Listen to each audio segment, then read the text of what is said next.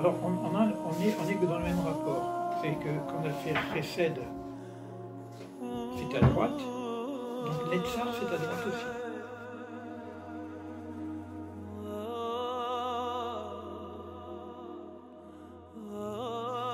Avec Netzar, puisqu'on parle de révélation, c'est quoi la révélation? Abraham, il réussit quelque chose. Il réussit un contact direct avec le Chesed. Mais Abraham va attendre Moïse pour la révélation, puisque la révélation vient après. Bien qu'on soit à droite, qui est du côté du Chesed, Moïse va porter la loi. Or, la loi, on l'avait vu tout à l'heure avec Gévoura dans le djinn. C'est-à-dire qu'on va nous donner des recommandations pour avoir une bonne conduite, pour marcher droit dans ce monde. C'est un Chesed, mais à travers la loi. Mais la véritable perfection du point de vue divin, la véritable bonté du point de vue divin, c'est pas qu'il nous donne tout cadeau, c'est qu'on puisse, nous, faire le travail nécessaire pour recevoir ce qu'il veut nous donner. Alors, comme on a dit tout à l'heure, c'est correspond aux jambes, droite-gauche. Les jambes, ça va nous donner une certaine stabilité, mais en même temps, ça va nous donner un mouvement. Donc, je vais marcher maintenant. C'est pas que je suis assis simplement en méditation. Je vais marcher dans le monde. Ça s'appelle halakha. La loi. La loi s'appelle halakha. Halakha, ça veut dire oler, avancer, marche.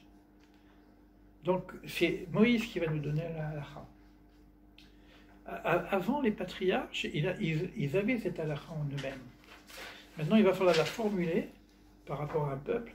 Il va falloir donner des règles de conduite, et c'est ce qu'on appelle le Shulchan Aruch, la table dressée.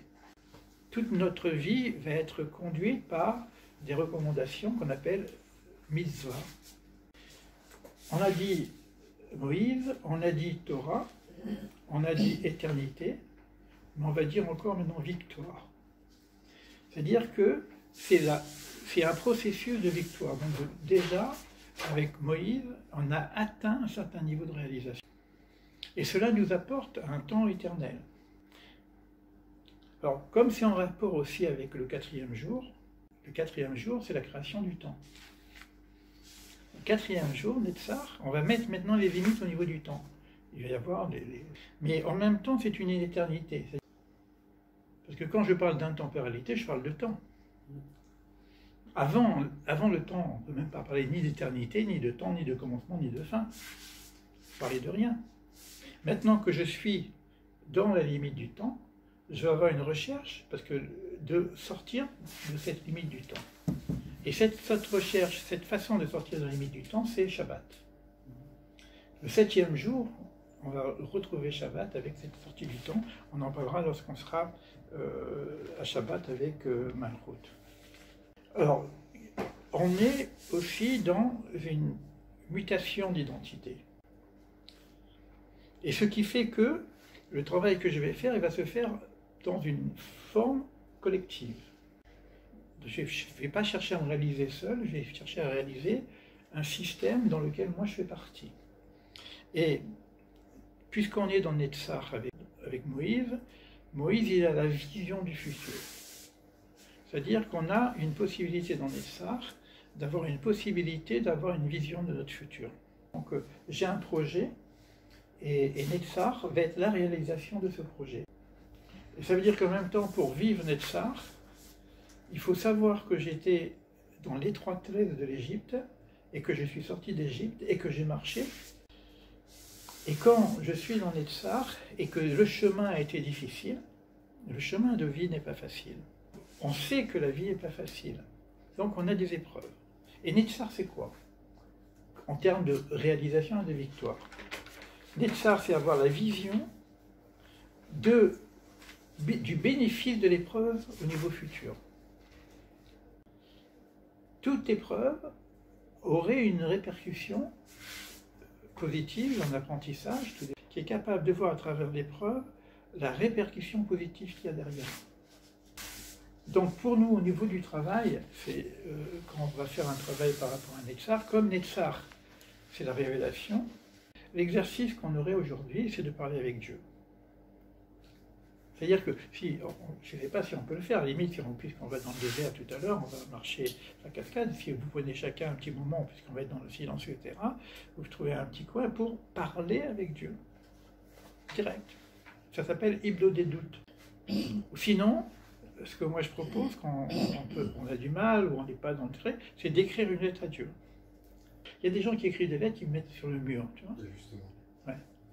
On pourrait le faire et la porter au mur quand on sera jeune. Ça, c'est ça vraiment l'exercice. La fin de l'exercice, c'est ça.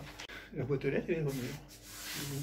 Donc vous allez trouver des petites fentes comme ça, puis vous allez voir plein de petites lettres.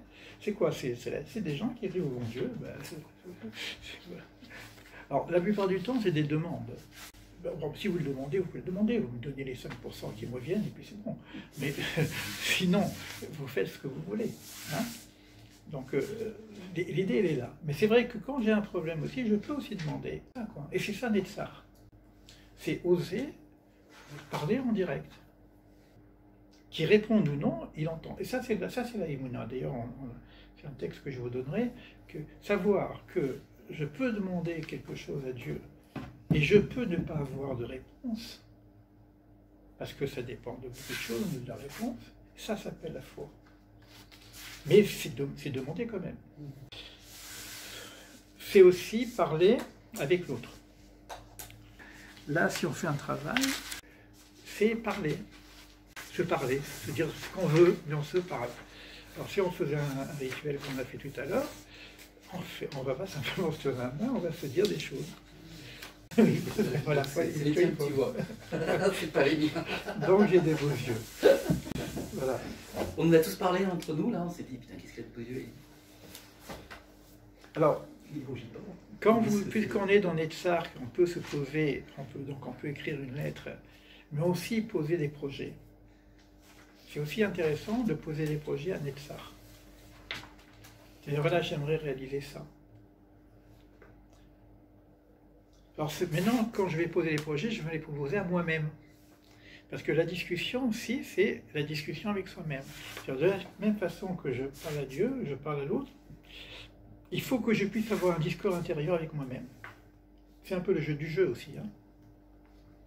Parler avec soi-même.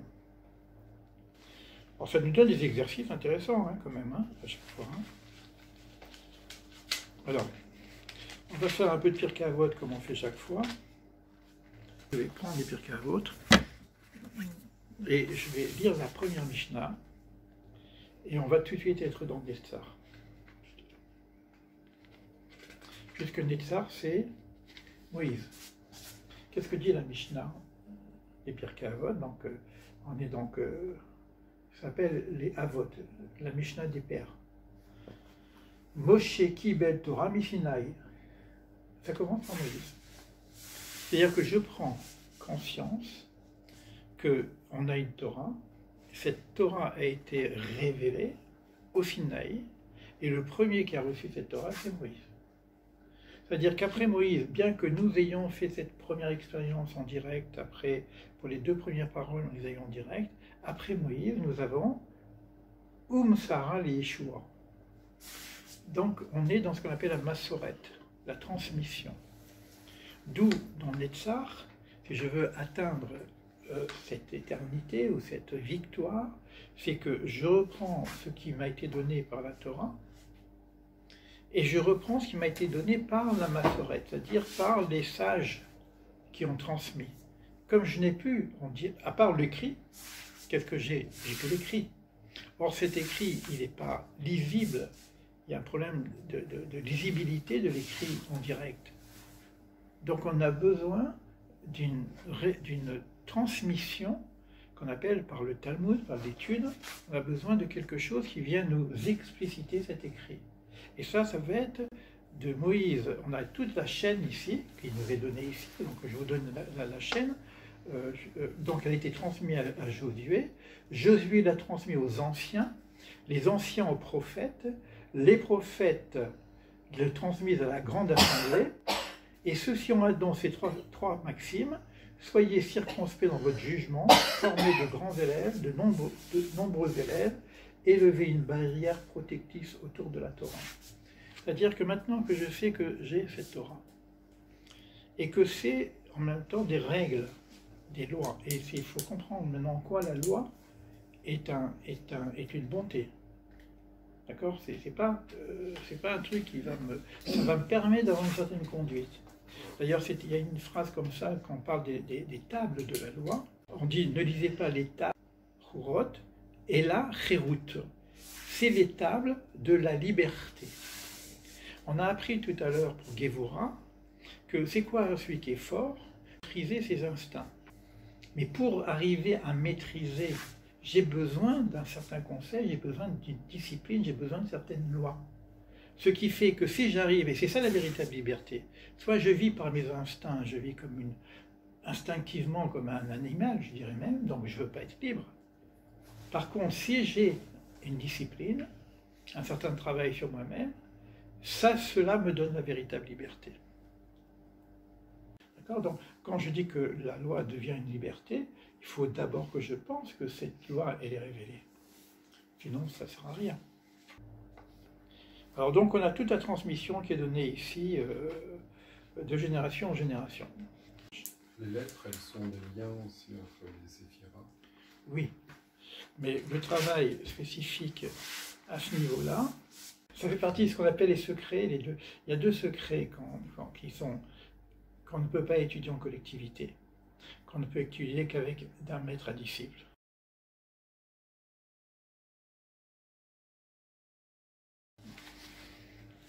Quand on parle de Aaron, apparemment on est dans Od, hein, parce qu'Aaron c'est Od, mais en même temps il dit ça, c'est que d'aimer les créatures, et comment je peux aimer les créatures? C'est en les rapprochant au Karban de la Torah.